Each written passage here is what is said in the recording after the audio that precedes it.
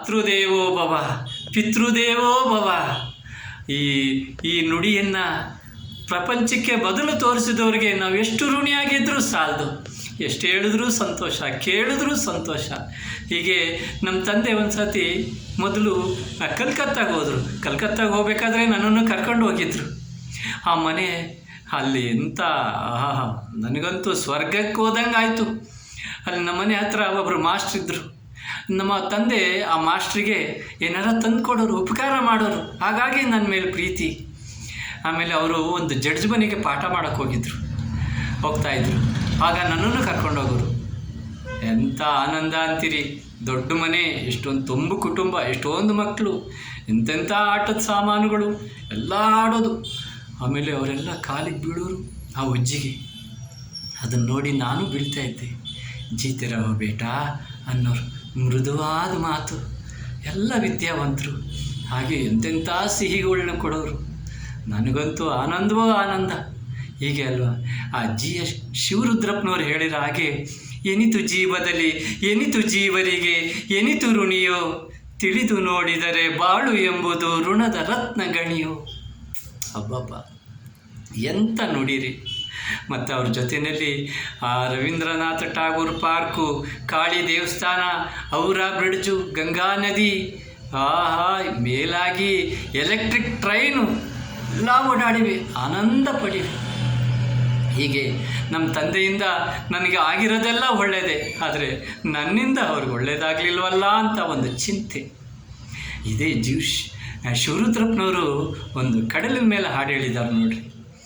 ಕಾಣದ ಕಡಲಿಗೆ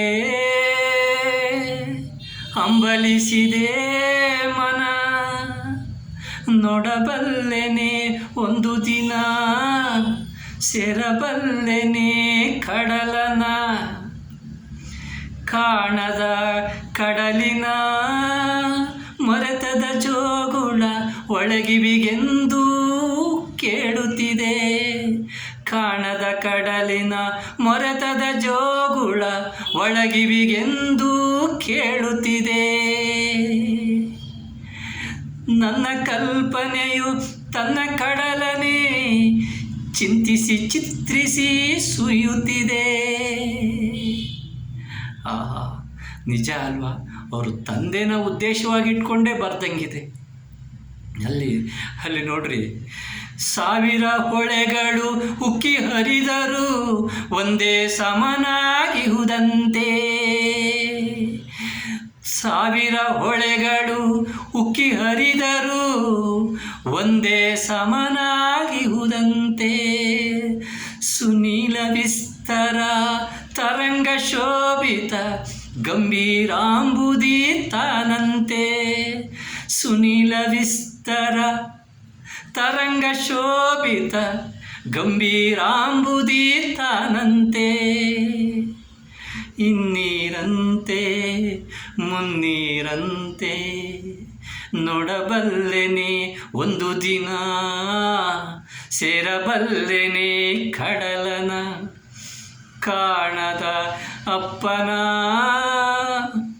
ನೋಡಬಲ್ಲೆನೆ ಒಂದು ದಿನ ಸೇರಬಲ್ಲೆನೆ ಅಪ್ಪನ. ಎಂಥ ಮಾತು! ಪಿತೃದೇವೋ ಭವ ಅನ್ನೋ ಮಾತೇ ನಮಗೆ ಭಾಳ ಆನಂದ ಕೊಡುವಂಥ ವಿಚಾರ. ಅವನು ನೆನಪು ಮಾಡಿಕೊಂಡು ಎದೆಭಾರ ಕಮ್ಮಿ ಮಾಡಿಕೊಳ್ಳೋದೇ ನನ್ನ ಉದ್ದೇಶ.